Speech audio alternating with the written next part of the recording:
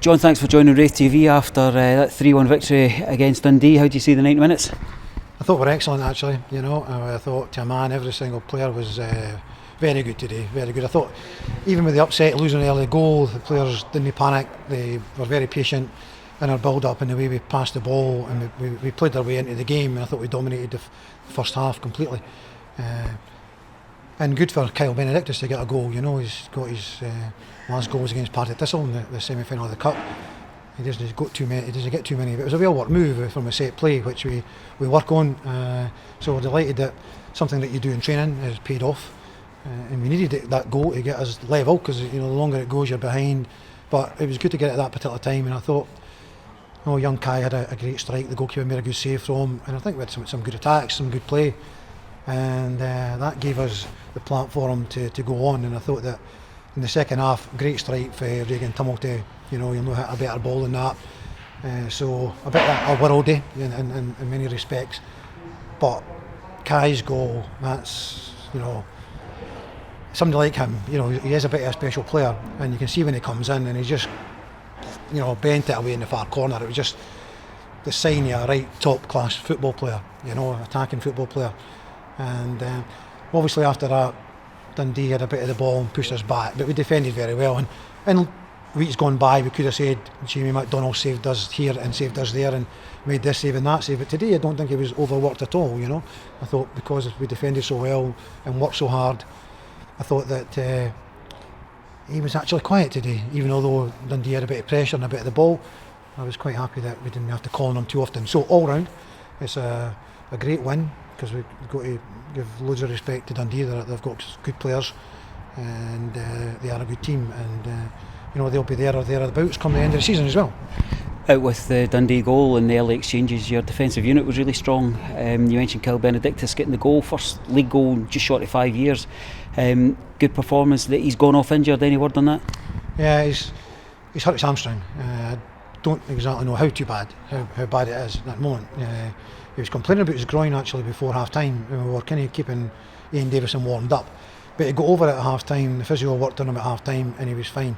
But he chased the ball back there in the second half and he felt his hamstring.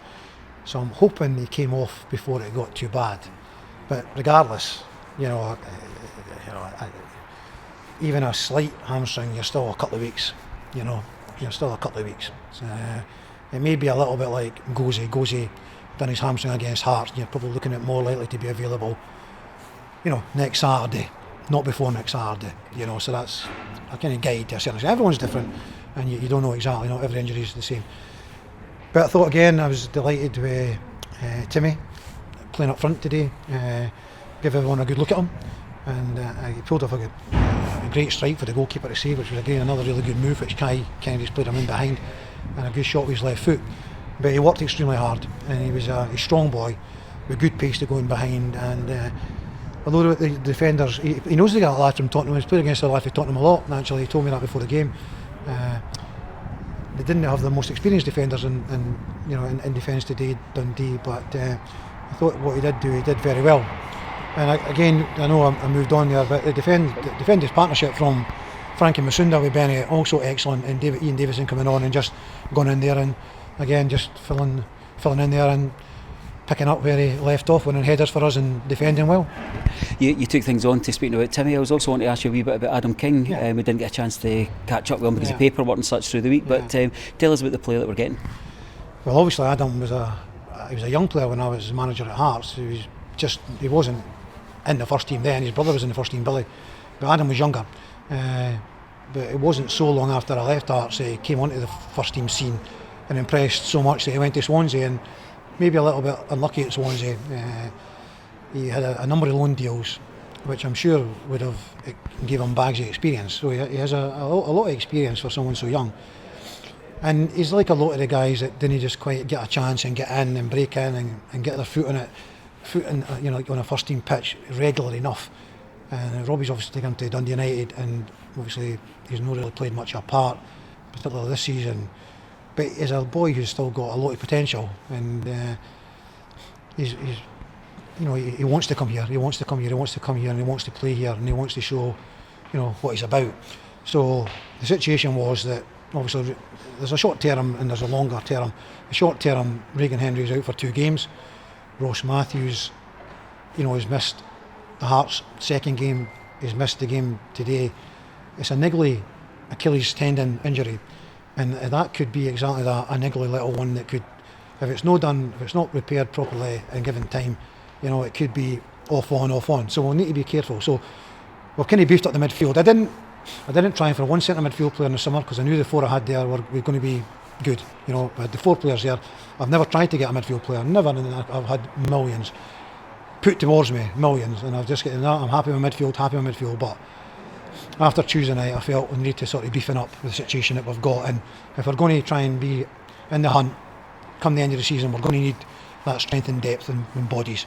And delighted with Adam, he's got himself 20 minutes today or thereabouts, and that will stand him in good stead.